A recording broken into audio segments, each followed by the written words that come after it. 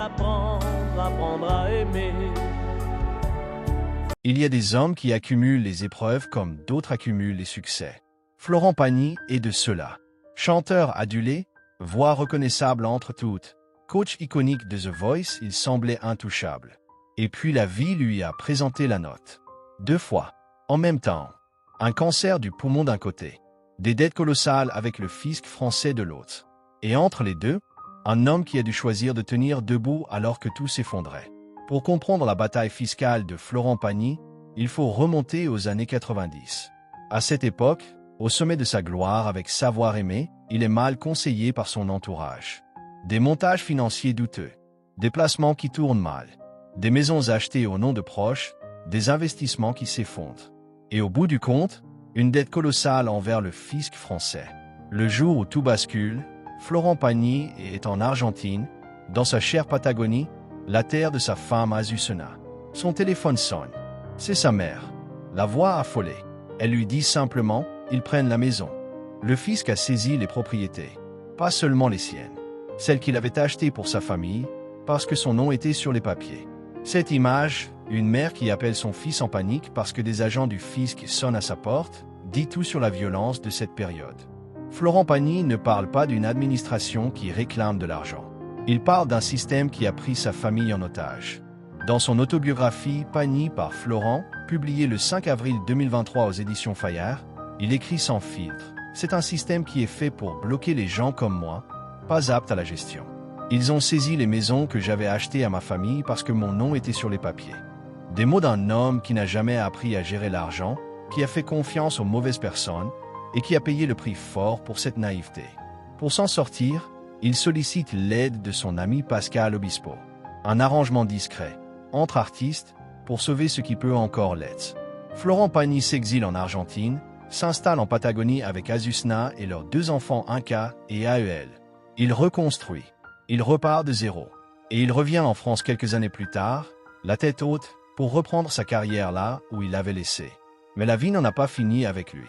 En janvier 2022, alors qu'il prépare une nouvelle tournée, alors qu'il retrouve ses marques sur la scène française, une autre nouvelle tombe. Un cancer du poumon. Diagnostiqué. Confirmé. Réel.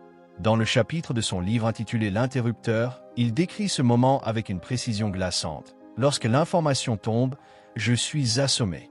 Un homme habitué à se battre, qui a survécu à la ruine, qui a reconstruit sa vie pierre par pierre, se retrouve face à quelque chose qu'il ne peut pas contrôler.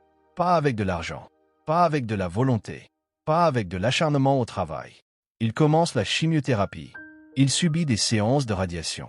Et à l'été 2022, après plusieurs mois de traitement intensif, les médecins annoncent une première rémission. Le cancer recule. Florent Pagny respire. Mais le printemps 2023 apporte une rechute. Une deuxième vague. Le cancer est revenu. Une troisième chimiothérapie est nécessaire.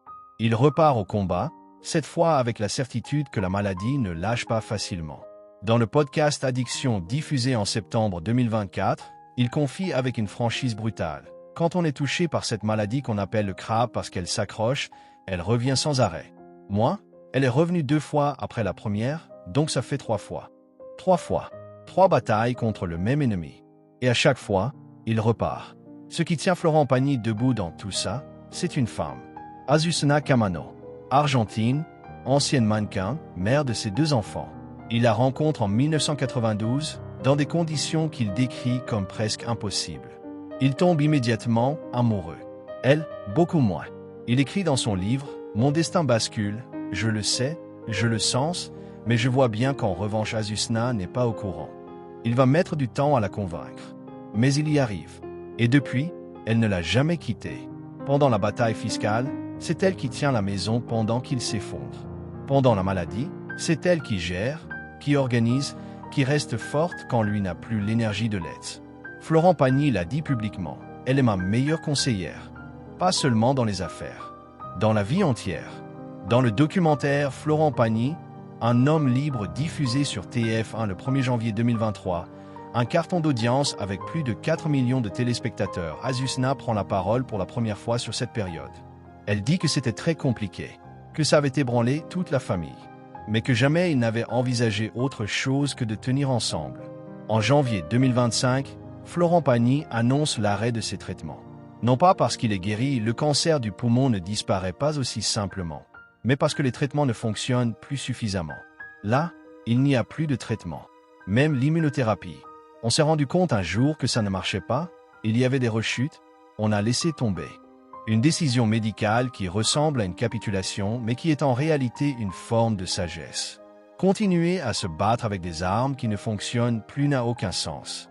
Aujourd'hui, il dit simplement « Ma santé, ça va ». Il est retourné en Patagonie se ressourcer. Il a repris son fauteuil de coach sur The Voice en 2025. Et il prépare une tournée pour ses 65 ans en 2026, avec un nouvel album qu'il compose entre les montagnes argentines et les studios parisiens. Florent Pagny a traversé ce que peu d'hommes auraient supporté. La ruine financière, l'exil, la reconstruction, et puis la maladie 3 fois. Le tout avec une discrétion et une dignité que la France entière a admirée. Il aurait pu s'effondrer. Il aurait pu disparaître. Il aurait pu baisser les bras après la première rechute, après la deuxième, après la troisième. Il ne l'a pas fait, parce qu'Azucena était là, parce que la musique était là, et parce que certains hommes sont tout simplement faits d'une matière que la vie ne parvient pas à briser. Et vous connaissez toute cette histoire sur Florent Pagny? Est-ce que son combat vous inspire? Dites-moi en commentaire ce que vous retenez de cet homme. Je lis chaque message.